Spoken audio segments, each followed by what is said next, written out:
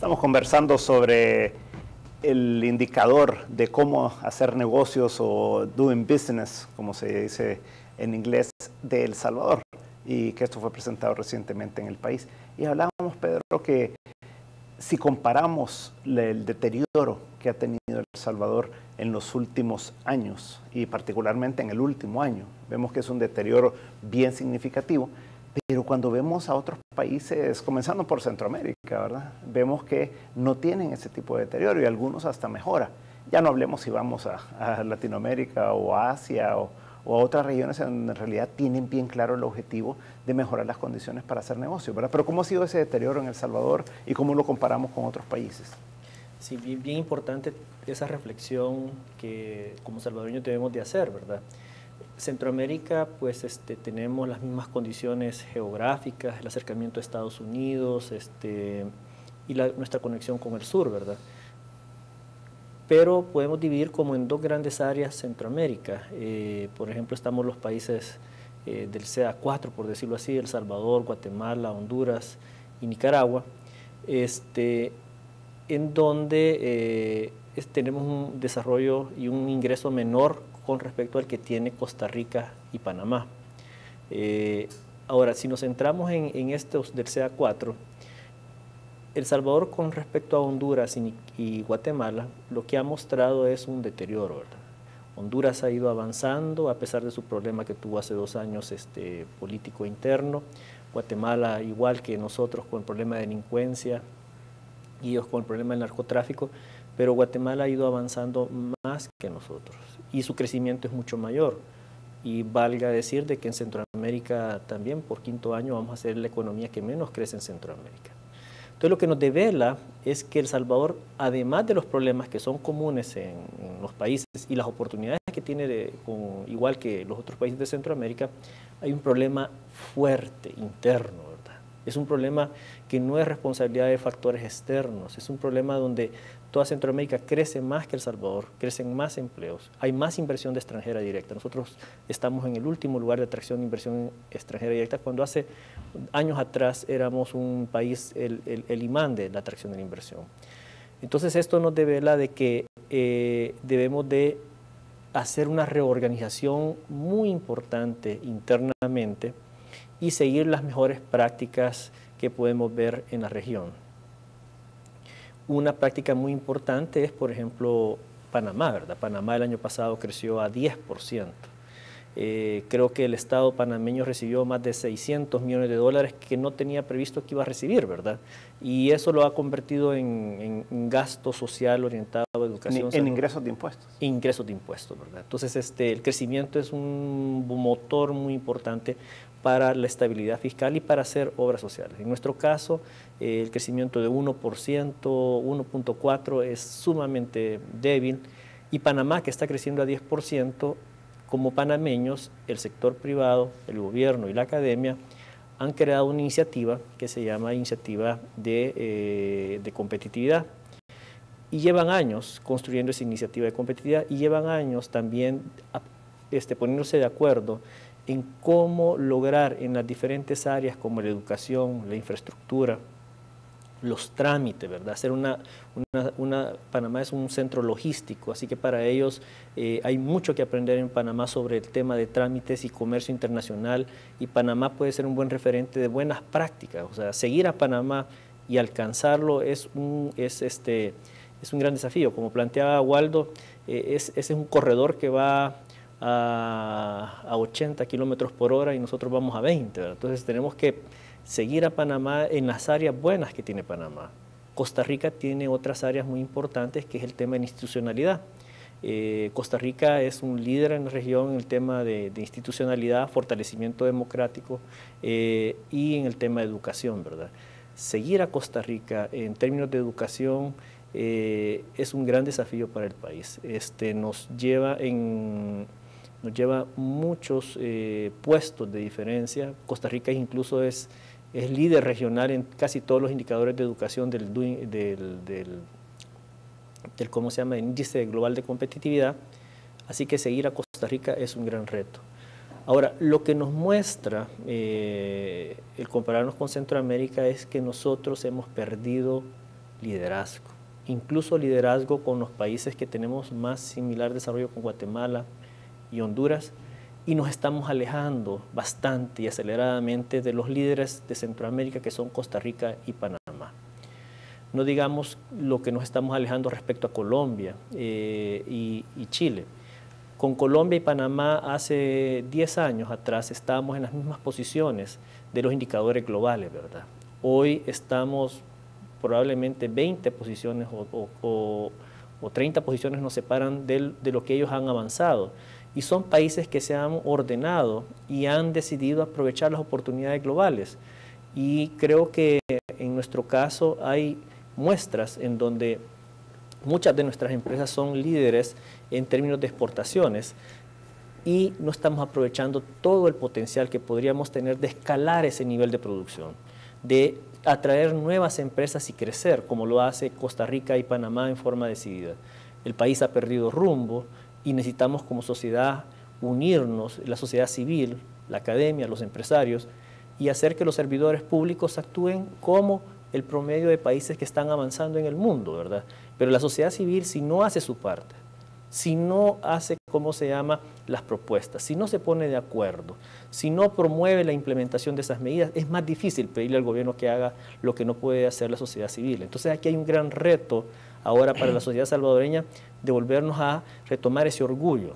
Hace 30 años atrás, El Salvador era el Japón de Centroamérica. Ahora en Centroamérica, en el caso de Panamá, son el Singapur de Centroamérica. Pero tienen un liderazgo y eso ¿cómo se llama?, los mueve a hacer cosas mejores y a seguir a los líderes en Panamá. Aquí hemos perdido rumbo, no sabemos a quién perseguir. Entonces yo creo que hay un reto para la sociedad. Nena, cuando uno piensa y ve todas este deterioro en las condiciones para hacer negocios y por lo tanto en las condiciones de vida que esto lleva para todos los salvadoreños, y uno ve países como Colombia, por ejemplo, que su relación ahora que está desarrollando es con Singapur, con China, vemos a todos estos países que están haciendo un montón de cosas para mejorar su competitividad. Entonces uno ve que no es algo que sucede por obra del Espíritu Santo, ¿verdad?, sino que hay que trabajar directamente para eso. ¿Tú ves que hay una posibilidad aquí en El Salvador de que el gobierno tenga eso como una prioridad y se establezcan metas específicas para que mejoremos en competitividad? Primero, me gusta que hayas puesto el ejemplo de Colombia o que se haya hablado de Panamá, porque eso te demuestra que era un país al que pocos le apostábamos, porque nada más el título era las FARC, ¿verdad?, las guerrillas, eso no va a servir, si vas a invertir te van a secuestrar o te van a matar. Y Colombia, que se puso de acuerdo, que tuvo un liderazgo, cambia la imagen de ese país y empieza a ser atractivo para un montón de personas, un montón de empresarios, las instituciones, ahora lo estamos poniendo de ejemplo.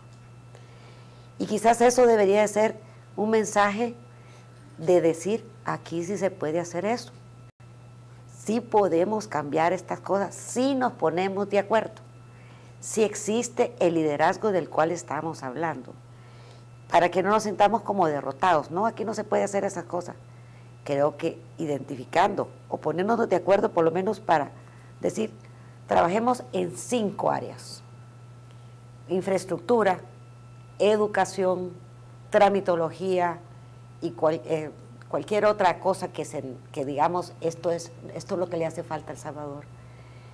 Siento que se puede hacer, hay otros que lo han hecho, se puede entrar en la carrera que dice Waldo y podemos entrenarnos para salir adelante, pero no podemos quedarnos diciendo esto no se puede o simplemente creando cada día más desconfianza, porque yo siento que la desconfianza entre el sector público y el sector privado ha crecido.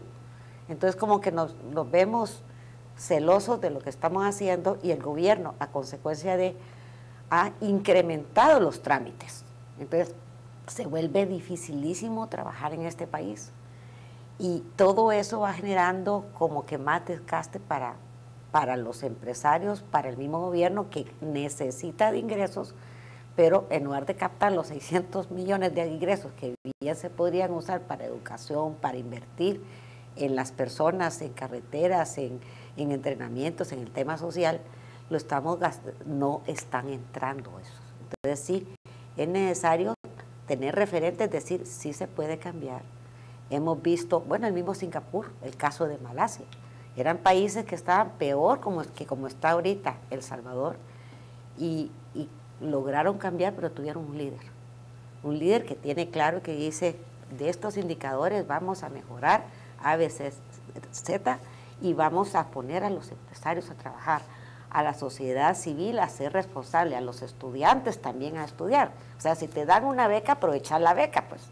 Pero no, si te dan la beca, te vas a ir a tu casa y vas a sacar malas notas. O sea, cada quien en su trabajo haciéndolo mejor para poder mejorar nuestros indicadores. Estuvimos haciéndolo bien, no puede ser que lo estemos haciendo peor. Lo que sí hay que arreglar es el tema de la corrupción también, ¿verdad? En el índice de corrupción bajamos de 51, nos fuimos a 80. O sea, hemos bajado 29 puestos en corrupción. Y tenemos que ver también en el tema de la tramitología. También ahí hemos retrocedido. O sea, empezar a ver dónde están los cuellos de botella, porque yo entiendo que un líder, por más que quiera, tampoco va a poder arreglar todos los indicadores, pero sí aquellos que nos permitan por lo menos ponernos los zapatos para la carrera, alistarnos para salir corriendo y empezar a alcanzar aquellos países que antes nosotros los habíamos dejado atrás, porque si El Salvador en un momento pudo hacerlo, todavía lo podemos hacer. Tenemos los mismos empresarios, vienen otros jóvenes empresarios con más ideas y creo que lo podemos hacer. Hay salvadoreños más preparados, mujeres también más preparadas, que podemos entre todos ayudar a empujar esta carreta. Waldo, cuando uno ve a Guatemala, por ejemplo, y ve como nuevos bríos, y hace poco estuvimos reunidos con personas de Fundesa en Guatemala, nos decían que ellos han tomado cada uno de los elementos de estos indicadores y han dicho, bueno, si lo que queremos es mejorar en el índice de corrupción, entonces tenemos que hacer A, B, C y D y nos tenemos que proponer a lograrlo en tantos años. ¿Tú ves esa posibilidad en El Salvador de que en realidad nos propongamos mejorar en cada uno de estos indicadores y que de esa manera podamos tener una labor conjunta, sector público, sector privado, para poder llegar a eso? Mira, Luis, la agenda que deberíamos impulsar de manera permanente ahora misma no está clara. ¿Es posible impulsar una agenda común que mejore el desarrollo del país? Sí, es posible. Pero además de un liderazgo nacional, o más que un liderazgo nacional, que también es importante, necesitamos muchos liderazgos en los temas claves. Necesitamos campeones en este tema, que sea quien lleve la batuta, quien ponga el tema en la agenda. Campeones que tengan la suficiente fuerza como para no sentirse derrotados cada vez que aparecen los obstáculos, que sean acuerpados por diferentes organizaciones. ¿Cuál es la agenda? Quiero retroceder un paso. ¿Cuál es la agenda? Ya doña Daniela lo planteaba, pero si regreso a un curso básico de economía, la economía depende básicamente del capital y del trabajo. Esos son los dos determinantes más importantes de la economía. Entonces, ¿qué son los factores que determinan el capital y el trabajo? Pues el trabajo básicamente cambia si mejora el nivel educativo. Entonces, una agenda es la agenda de educación. ¿Y el capital cómo cambia? Cambia por la innovación que hacen los privados y por la infraestructura que de alguna manera facilita que el gobierno facilita que suceda. Entonces ya tienes ahí tres agendas: una agenda de educación, una agenda de innovación, una agenda de infraestructura. Y esta innovación, educación e infraestructura, ¿en qué marco sucede? En un marco institucional. Y tienes la cuarta agenda, las instituciones. Tienes ahí todo el tema de simplificación de trámites, todo el tema de las leyes. ¿Y por qué entonces tenés 3, 4 agendas? Una EIII. Y esa es la agenda que tú puedes después desagregar en diferentes componentes. Pero fíjate en el absurdo en el que estamos. Me quedo con la última agenda, la de institucionalidad. 6 años después, el país está discutiendo lo mismo. Si la Asamblea Legislativa tiene la facultad de elegir 2 veces tandas de magistrados. estos 6 años, si tú revisas los acontecimientos de los últimos 6 años, todas las noticias que han aparecido en los medios no son noticias buenas, sino que son noticias del accionar de los políticos, deteriorando el ambiente para hacer negocios, para tener esperanzas en el país. Entonces, sí, están llegando los momentos en que los liderazgos deben venir de la sociedad. Le hemos confiado a los políticos una tarea, y esa tarea fundamental es que conduzcan, que definan una ruta conjunta de para dónde va el país, y los políticos no han cumplido esa tarea. Es momento que la sociedad asuma esa tarea. Ya han habido muchos esfuerzos, los más recientes de los últimos meses de Aliados por la Democracia ha sido una muestra de que es posible ponerse de acuerdo, de que no es cierto que El Salvador esté polarizado. Los que le interesan que El Salvador esté polarizado nos han hecho creer que no nos podemos poner de acuerdo. Y Aliados por la Democracia, que ha sido una experiencia enriquecedora que hemos tenido los últimos meses, nos muestra que hay muchas áreas en que los salvadoreños estamos de acuerdo. Y tenemos que aprovechar ese potencial, esas ideas, esas propuestas que han hecho organizaciones de izquierda, de derecha, organizaciones que están más enfocadas en el tema territorial o que están más enfocadas en el desarrollo de una agenda social o de una agenda económica. Hay una cantidad impresionante de riquezas. El esfuerzo que está haciendo FUSADE recientemente en una agenda de competitividad, seguramente ustedes se habrán encontrado con propuestas avanzadísimas que darían ganas de tenerlas ya implementando. Y desde la sociedad, presionar al gobierno. No nos queda otro camino más que presionar al gobierno. Tal vez al volver de los comerciales, Pedro, conversamos sobre la parte política, ¿verdad? Porque el problema de El Salvador es económico, pero la solución pasa por un tema político. Pero dejémoslo ahí pendiente y no nos cambie. En un momento estamos de regreso con 361 grados, la conversación con Luis Membreno.